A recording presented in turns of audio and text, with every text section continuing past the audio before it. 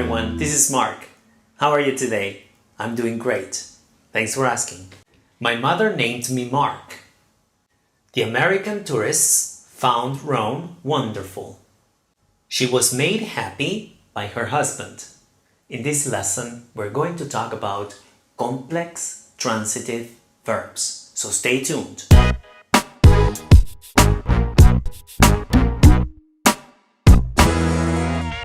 Let me tell you first that I've already talked about verbs in various occasions. If you don't understand what an indirect or a direct object is, you may click here to watch all those lessons. However, I'm going to review more or less what verbs can be. Verbs can be transitive, so they take an object.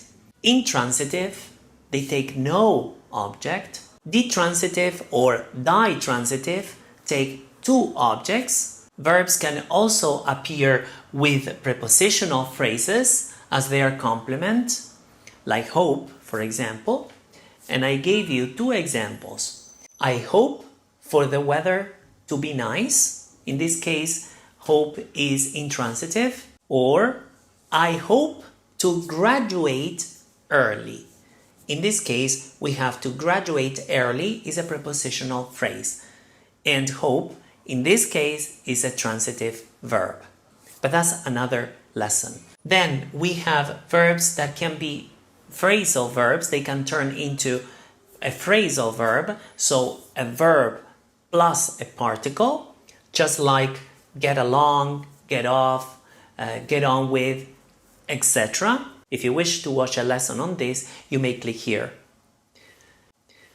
And then we have the complex transitive verbs.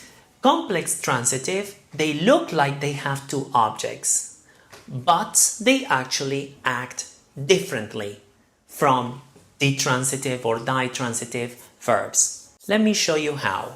My first example was, my mother named me Mark. In this case, we have the verb name. Then I ask you, what's the object? The object is me, the object of this sentence. What about Mark then? Mark is the object complement. So, is extra to me, right? So, my mother named who? Me, Mark. Let's look at another example. They called her the boss. They called her the boss. The object would be, yes, her. And the boss would be the object complement. So they called her the boss. If you add an adjective, they can also be the complement of the object, right? So for example, the American tourists found Rome wonderful. What's the object? Rome. The object complement? Wonderful. Another example, they considered the man capable of doing the job. What's the object? The man. What's the object complement? Capable. So adjectives. So we have two adjectives here, wonderful and capable, that could be object complement of a sentence. The third point that I would like to talk about is that these verbs can also be used in passive statements, just like my examples. Sue was made happy by her husband. In this case, we have a passive statement. If you wanted to make that sentence into an active sentence, we would say, her husband made Sue happy. So what is the object of that sentence? Sue. What is the object complement? Happy. Very good. So Sue is the object and happy is the object complement. So, Sue was made happy by her husband. Let's look at another example. The lady was declared guilty by the judge.